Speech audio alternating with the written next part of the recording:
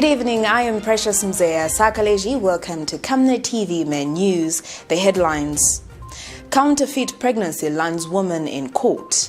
SOLWEZI continues to experience dry fuel power for a week now. Energy expert describes the legal battle between ZESCO and MAAMBA collieries as disturbing. In international news, Nigerian president urges the world to know the truth about the shooting of protesters before condemning. And in sports, FA's aggrieved party meeting with FIFA set for next weekend. Details coming through after this commercial. Msika is here. We have you all covered with just 150 kwacha. You can advertise every day from 17 hours to 18 hours. For a 30-second ad, get the benefit of selling your products and services on Msika. For more details, call our marketing department on +260 953 995099 +260 962 444-726 or +260 971 177 467. Email us on info@camnettvafrica.com. Terms and conditions apply. And other news in details. SOLWEZI district in the northwestern province is still grappling with the shortage of fuel. A check at Puma, Mount Meru and Toto filling stations showed that they were all deserted, with only attendants chatting amongst themselves. Energy Minister Matthew Nkuwa, at a media briefing, assured the nation that the country has enough fuel stocks, urging the public not to worry. Details in the following report.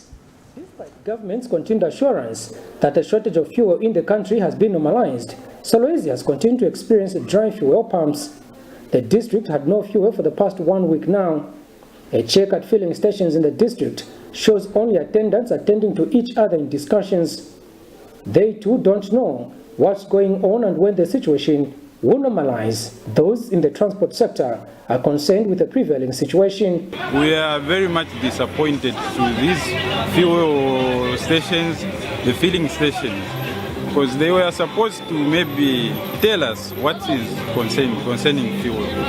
Because for we have packed our vehicles right now, we don't have fuel. And at the end of the day, we need to give our bosses cash. This is where we earn our living from. This is where we feed our families from. And our families depend on us. But today we are not working. See, we have packed our vehicles. Nothing is happening. We don't know when this situation is going to normalize. Today, Rishanyako, Namzame Ferran that fuel more to a means of energy, fuel more in Muzame, but oil since Monday that took a type of fuel. Fuel for Kumanyama. No, Manyama Vareta could not reach the fuel per 155 liters. At Murida 5 liters, that you won't be a profit series. So I'm drivers not parking him to come and do what fuel could take to one show crash to 150 per 5 liters. For others, this is a sitting economic time bomb.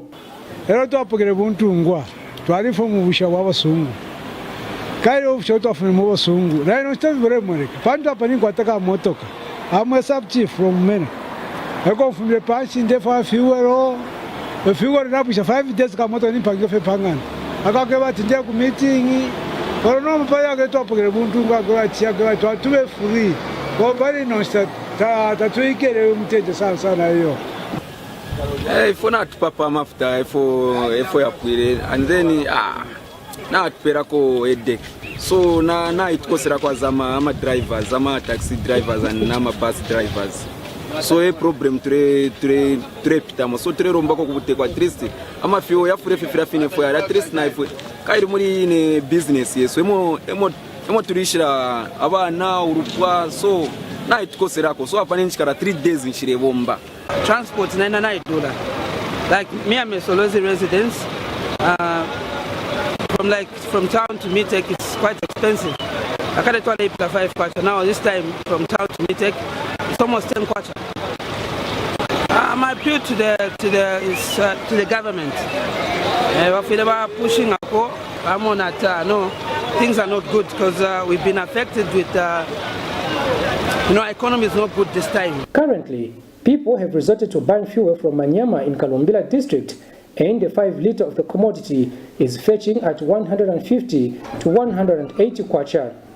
According to Energy Minister Matthew Nkua, the fuel shortage was caused by striking truck drivers, who include tanker drivers who were demanding for improved services. Muchima reporting for Camnet News in Solwezi. Meanwhile, a joint statement issued by the Road Transport and Safety Agency (RATSA) and the Energy Regulation Board (ERB) indicates that road fuel tankers have been sanctioned to transport fuel beyond restricted period of 18 hours to 06 hours to ensure the steady and stable supply of fuel across the country. In this view, the tanker drivers have been exempted from the enforcement of Statutory Instrument number 76 of 2016, which restricts the movement of public service vehicles at night for all trucks transporting fuel. The joint statement explains that this measure is an addition to the waivers of Clause 622G in the Zambia Standard ZS372 transporting of petroleum products and operational requirements for road tank vehicles Code of Practice, which prohibits the movement of fuel road tanker carrying petroleum products between 18 hours and 06 hours. The waiver is said to remain in force until the distribution of fuel to all parts of the country is stable. The joint statement further states that the waiver to allow the fuel tankers unrestricted movement is in the public interest to avoid disruption to economic and social activities.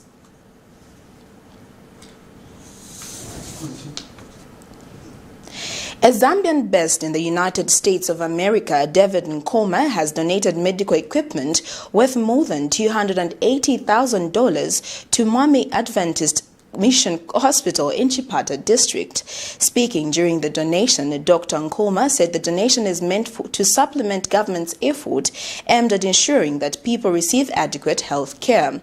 He said the donated items, among them beds, will be used in the hospital maternity ward where pregnant women have been facing a lot of challenges. Zanis has more in this report. Adequate healthcare is very vital in safeguarding the lives of people against various diseases. Government is working with various stakeholders to ensure that people in rural areas have access to medical care as a human right. David Nkoma, a Zambian based in the United States of America, has donated medical equipment worth more than $280,000 to MAAMBA Adventist Mission Hospital in Chipata District. My journey into healthcare began here, so I feel I was born here. But this also honors the women that give biological birth to us. I decided that the place to start with, the little that I have, is the maternity ward. I pray that God will give us the strength to keep us united and keep us together, focused on what we do and do well. With the arrival of this and this kind of support that I'm seeing here, I can go back to faith and action and say, here is what the equipment is doing, and here is the impact that the equipment we are giving to the country is making to the hospital and the community. Eastern Province Permanent Secretary Veronica Mwiche, in a speech read on her behalf by Provincial Assistant Secretary Roy Tembo, welcomed the donation. Statistically, ladies and gentlemen, the total patients attended to at this facility range from 16,000 to 21,000 annually. It is the increasing patients' care that has called all of us today to witness what one of our own students has done through his selfless service. Southern Zambia Union Conference of the SDHH President Harry Akombwa also attended the function. And I pray that somehow, somewhere, the resources can come so that this portion, as the government pushes the road onto Vubwi, this one will be done and forever. And so again, I honestly want to pay tribute to the President and the government. Today, a product of this institution is bringing honor back home here. There are many Zambians who passed through here and other places. They live in the US. While working in collaboration with various partners, government is effectively working to ensure that people receive adequate health care without leaving anyone behind. Sylvester Shimba for Zanis in Chipata District, Eastern Province.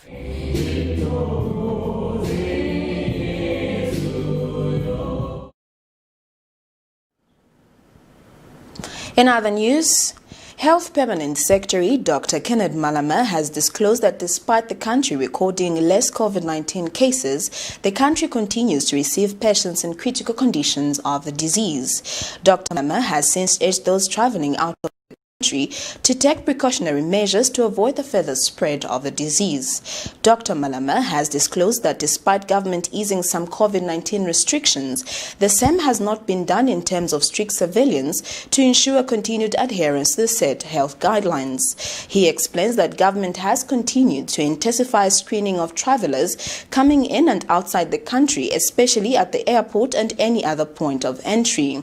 In the last 24 hours, the country has recorded 60 new cases out of 4,222 tests conducted. Dr. Malama has disclosed that out of the 60 new recorded cases, 8 patients were admitted to Levi Mwanawasa Hospital, with 5 on oxygen and 3 in very critical condition under the intensive care. What's happening across borders can affect the health and well-being of our people, and that's why it's important that we take a global approach as we fight not only COVID-19, but there's so many other infectious conditions that besiege us. Today, we expect travelers into Zambia to get tested prior to travel and present a SARS-CoV-2 negative certificates at our point of entry. This is a standard practice for us in Zambia, and we appeal to all those who intend to visit Zambia, those who are coming to Zambia, to ensure that they get tested for COVID-19, and as they enter Zambia, at the point of entry, they present the certificate. But it's also important for us to remind our brothers and sisters coming into Zambia that it's possible we can repeat the test through what we call quality assurance processes. Last 24 hours, Zambia has recorded a total of 60 new cases of COVID-19 out of a total of 4,222 tests we conducted. The cumulative number of cases in the country, therefore, stands at 16,095. The 60 new cases we are reporting on are distributed as follows. We have 32 who were screened within the healthcare facilities. Chingola 13, Luansha 6, Chinsari 4, Solwezi 3, Chipata 2, Chilubi 2, Lusaka 1, Ndola 1. So you still see that Copperbelt and Lusaka, Northwestern, they've been consistent in having these cases. The Road Transport and Safety Agency, RATSA, has revoked and suspended drivers' licenses to 8 drivers for various offences. The agency has penalised 3 public service vehicles PSV operators for abrogating the terms and conditions under which the road service licenses were granted. The drivers whose licenses have been revoked include Hezron Kapemba, whose license has been revoked for dangerous driving, Anthony Mwamba, whose license has been revoked for careless driving, Enoch Malama, whose license has been revoked for causing death by dangerous driving, Robert Banda, whose license has been revoked for excessive speed, and Kendrick Musoke, whose license has been revoked for causing death by dangerous driving. Those who've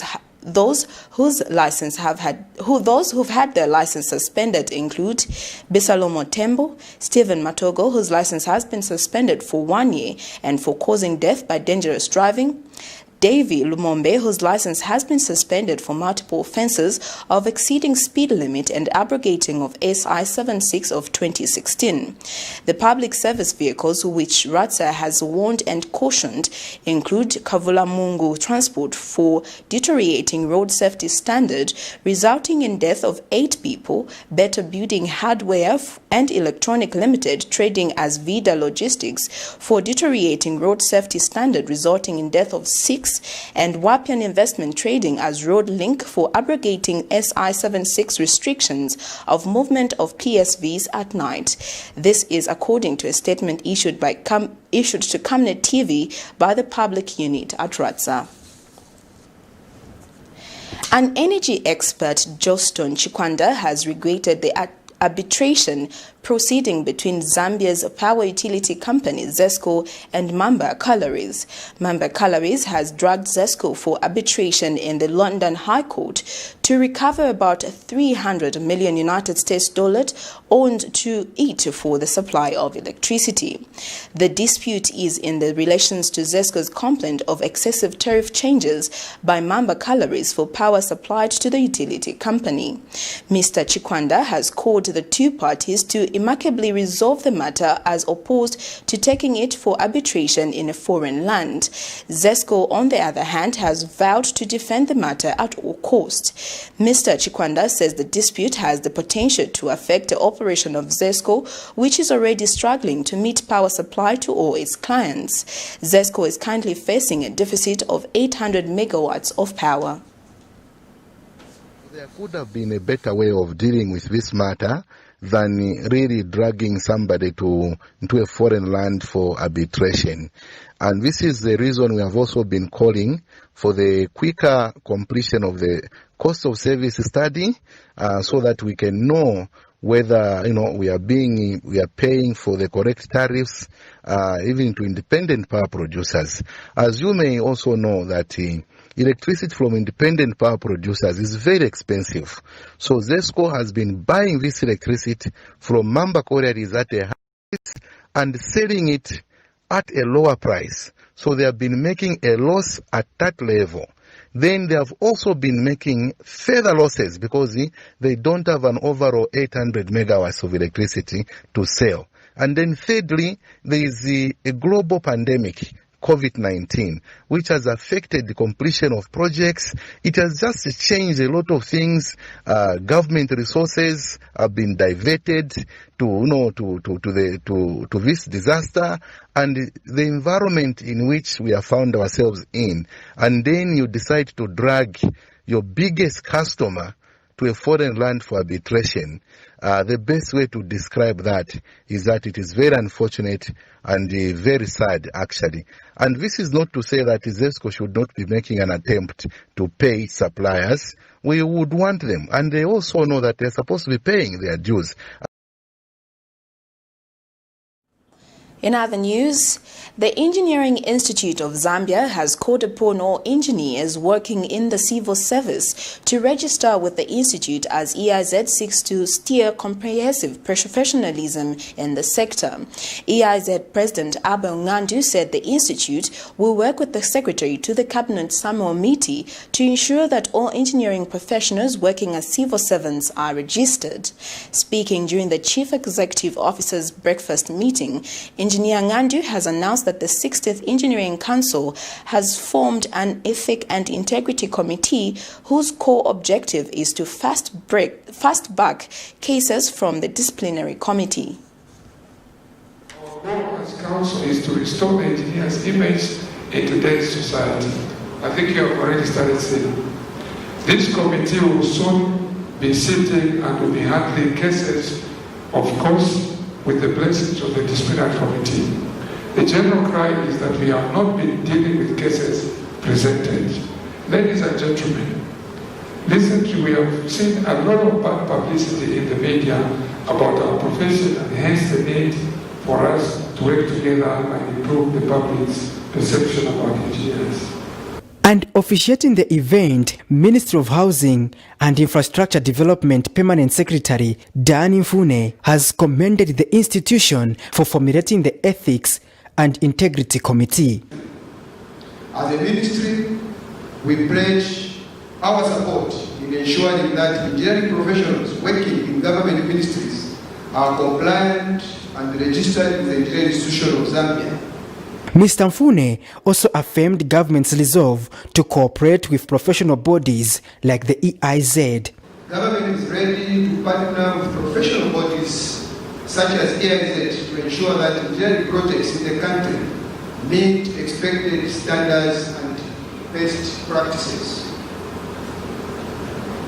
The practice of engineering must conform to the EIZ Act No. 17 of 2010, which Council should ensure is followed, and if the Act is restricting your performance in the industry, I advise that amendments be proposed for the consideration of the ministry.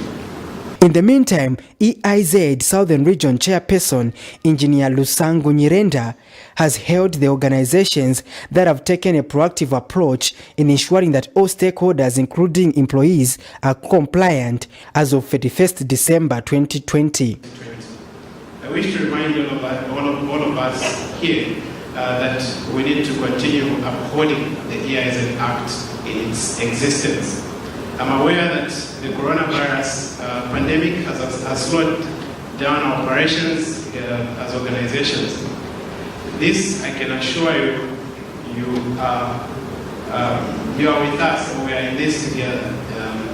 The new EIZ Council, led by Engineer Abe Ongandu, wants to enhance the relevance of the Institute in national development by improving local participation in government projects. The Institute is keen to see members upholding professionalism, but will they manage to achieve this as more people who are supposed to be their members are not yet registered with the Institute? Patrick Soko, Camnet TV News, Lusaka. You're watching Camnet TV's main news. For now, we'll take a break and I'll take our first commercials. We'll be back with more news after this.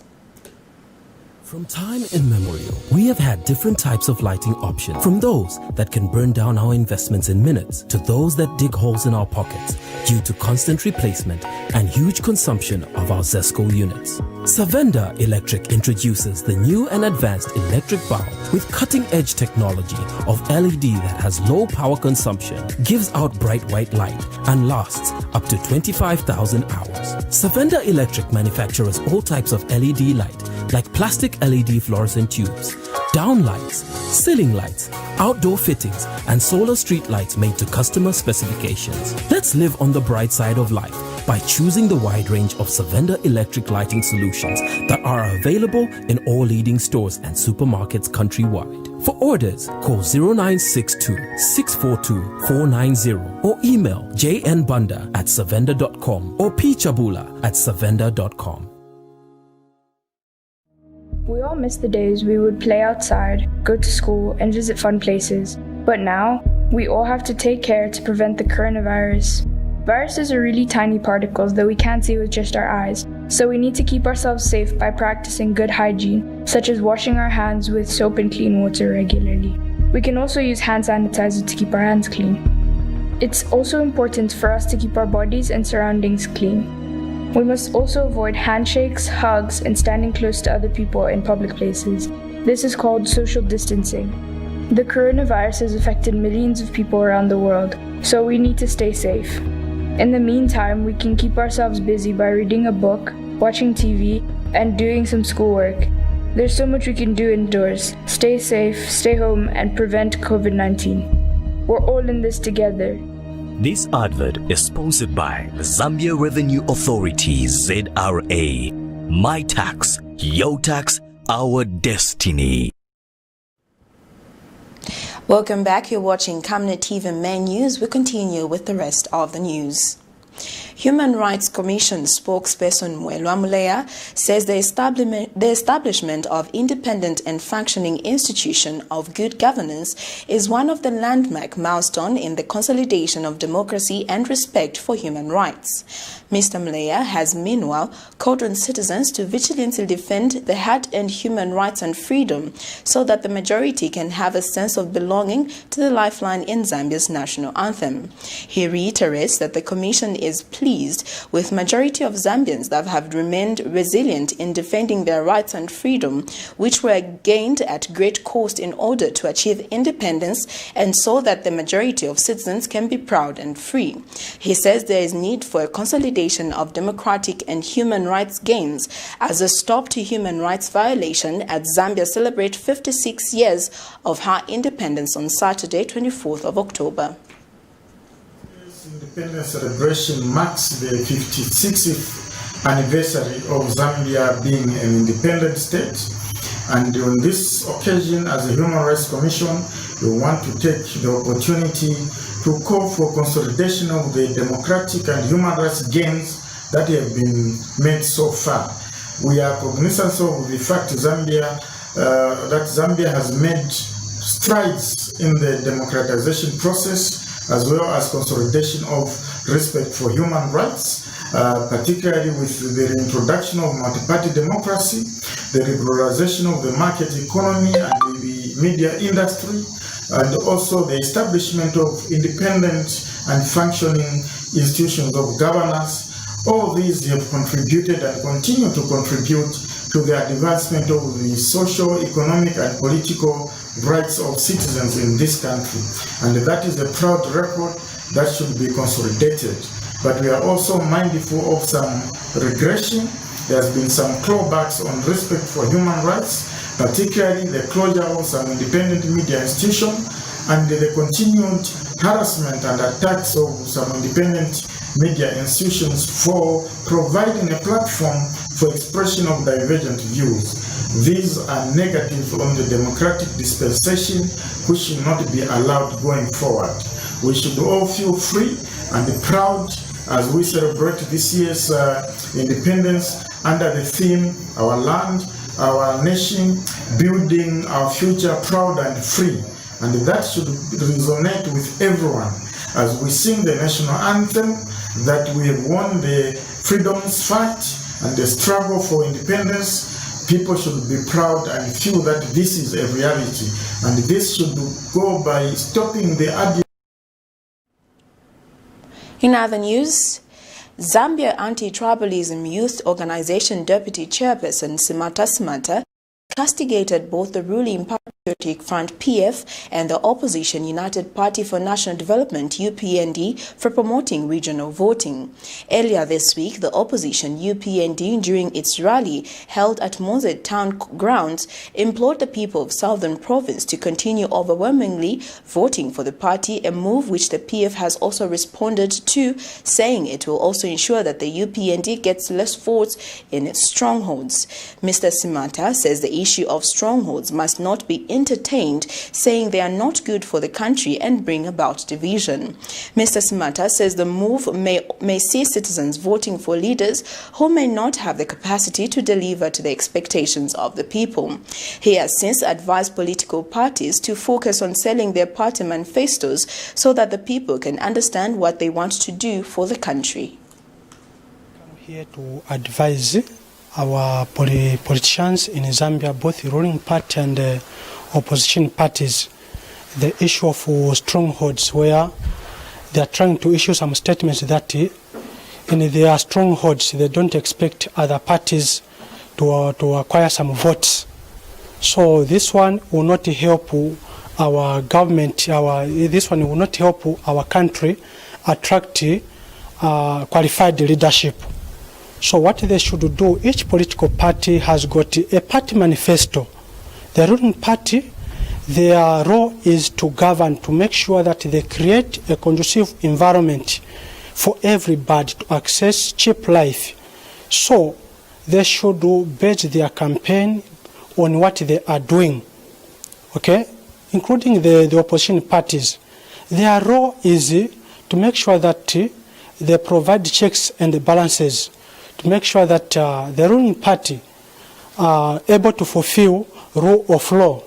So the issue of blaming anything which the ruling party is doing, it won't help our country to do good, to bring unity. So people from Southern Province, Nolapula, all the provinces, they belong to one country, Zambia. So there's good for all political players to sensitize, to promote one Zambia, one nation. This is the only way our citizens can attract to effective leadership. The ruling Patriotic Front PF has retained the Chulubi Council chairmanship seat. The seat was being contested by 4 political parties who included the ruling Patriotic Front PF, the opposition United Party for National Development UPND, People's Alliance for Change PAC, and the United Prosperous Peaceful Zambia UPPZ.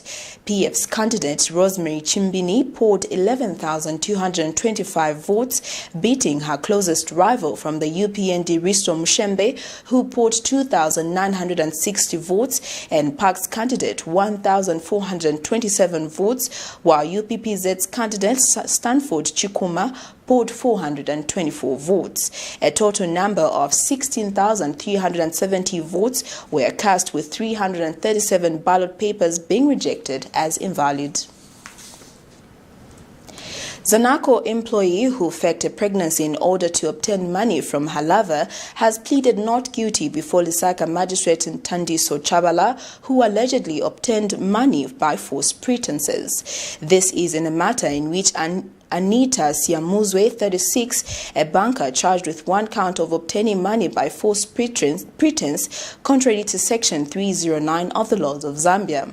It is alleged that Siamuzwe, on 1st August 2018 and 1st August 2019 in Lusaka with intent to steal, did fraudulently obtain 68,000 kwacha by pretending that she was pregnant and gave birth to a bouncing baby boy when in fact not. Facts are that Siamuzwe, during a period of 1 year, kept receiving funds from Mr. Woodford Piri on pretense that the money was being used for maintenance of both the pregnancy and the born baby. The woman, who at the time was based in Lusaka, kept sending pictures of her fake pregnancy to her lover, who was at the time based in the United Kingdom, so as to continue siphoning money from him. The woman's schemes came down crashing with the man when the man started demanding for the baby's pictures after he was informed that the baby had been born. But the woman, who could not send the pictures, told the man that she could only do so after paying dowry to her family.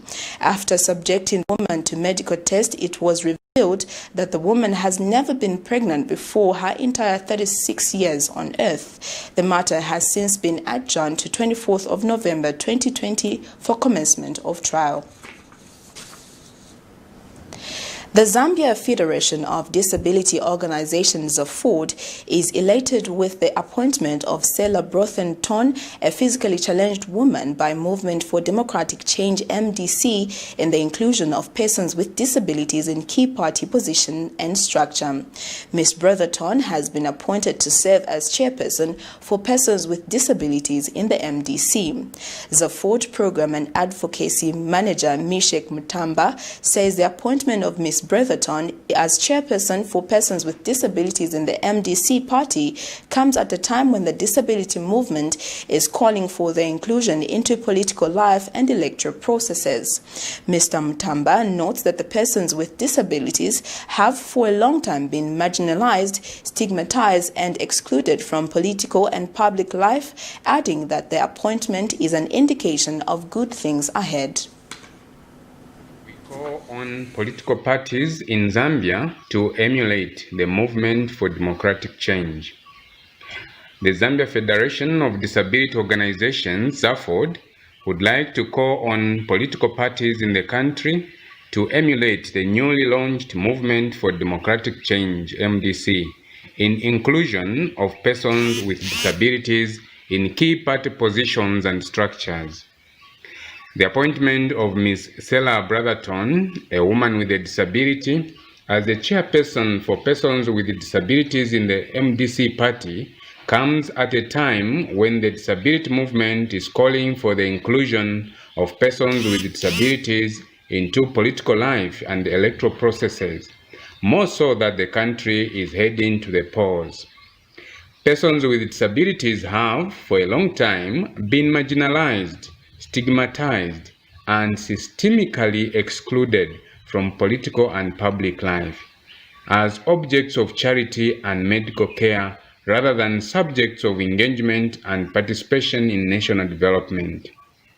ZAFOD would like to remind political parties, the Electoral Commission of Zambia, other political players, and all stakeholders that persons with disabilities must be systemically included in all processes of political and public life, as they better understand their needs and challenges and have the capabilities, like everyone else, to meaningfully participate in national development.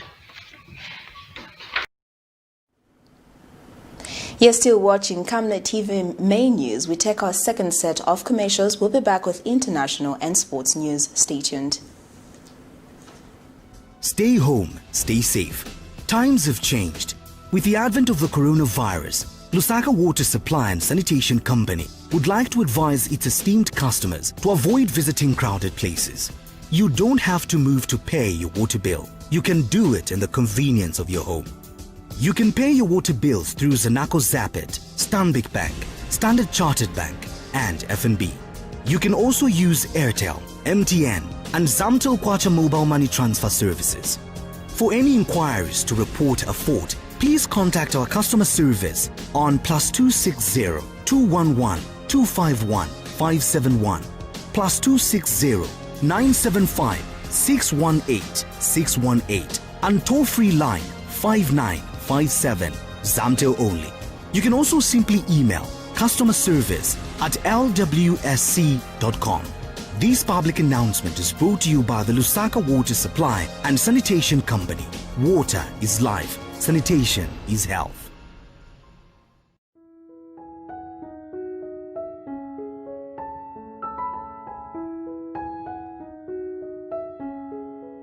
I have used Oracle Pure Glycerin for 2 years now. It has really worked for me. It has cleared all the black spots on my face. It has restored my skin beauty. It also smoothens the skin. Try Oracle Pure Glycerin for perfect skin. If it's not Oracle Glycerin, then it's not pure glycerin.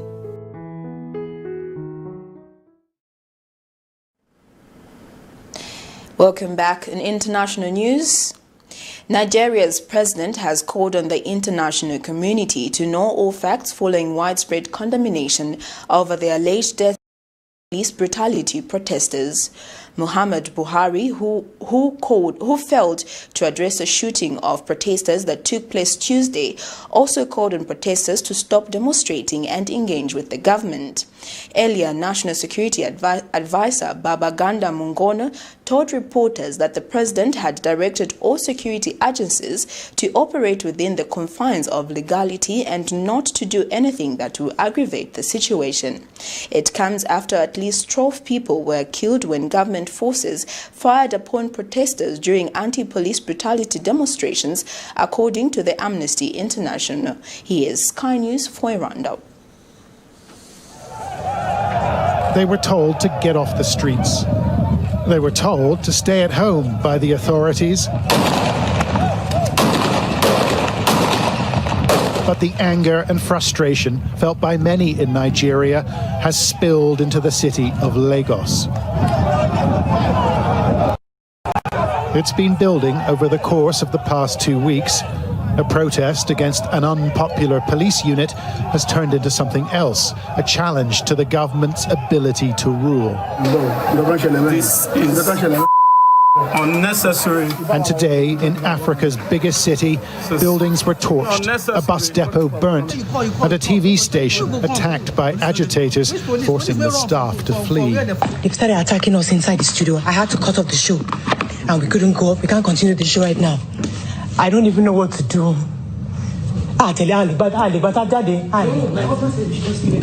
Okay. A strict curfew was introduced by the state government, but the security services have struggled to enforce it. We spoke to a resident of an inner city suburb. The streets are littered with burnt tires all over, just to hinder the military from free patrol.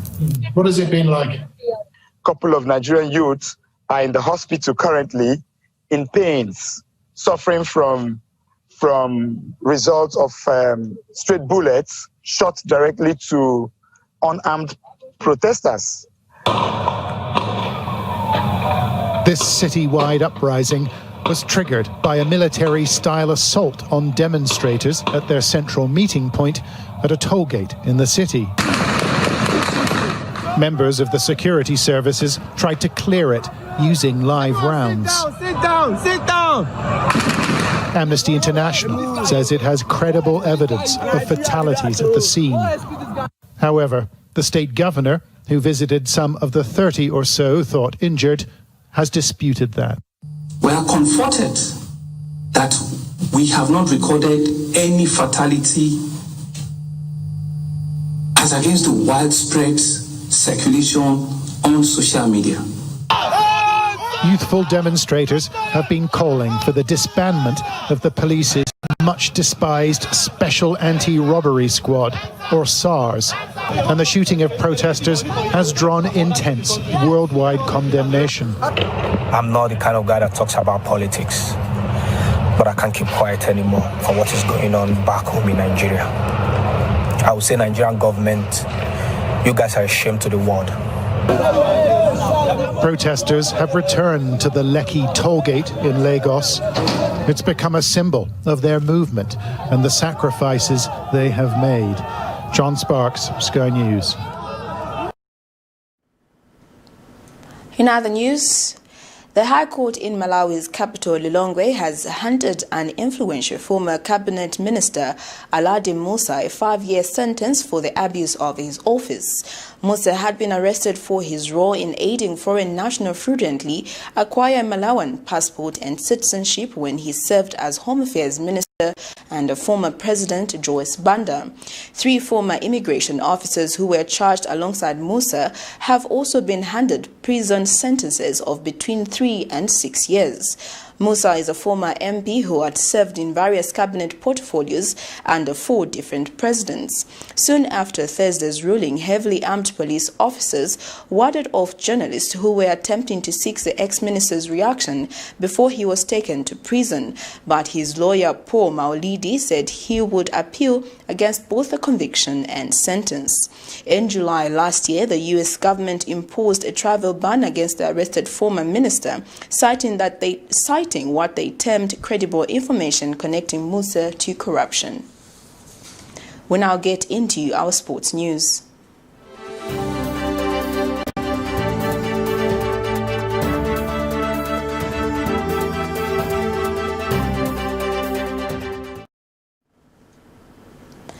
The long-awaited meeting moderated by the World Football Governing Body, FIFA, between the Football Association of Zambia, FAZ, and the aggrieved parties will finally be held this coming Friday after failing to take off last month. FAZ President Andrew Kamanga confirmed during an interview with the Zamfoot crew that the meeting with FIFA would take place on Friday, October 30th, via Zoom with the agenda and invitee remaining unchanged. The aggrieved parties were expected to present their case with the FAZ, given a chance to answer before FIFA can give a way forward to put a close to wrangles that have rocked the electoral process. The meeting will have FAZ representative, Ministry of Sports officials, National Sports Council of Zambia, and the alleged aggrieved parties to the ongoing electoral process led by Patson and Damiano Mutale, maximum of 3 representatives. FIFA had set Tuesday, September 1st, 2020 as the date for the resolution of the FAZ wrangles. However, the aggrieved parties demanded for more time before they could be ready for the FIFA-mediated meeting. Well, that sports item brings us to the end of Camnet TV main news. But before we go, the headlines once again. Counterfeit pregnancy lands woman in court. Solwezi continues to experience dry fuel pumps for a week now. Energy experts describe the legal battles between ZESCO and MAAMBA collieries as disturbing. In international news, Nigerian president urges the world to know the truth about the shooting of protesters before condemning.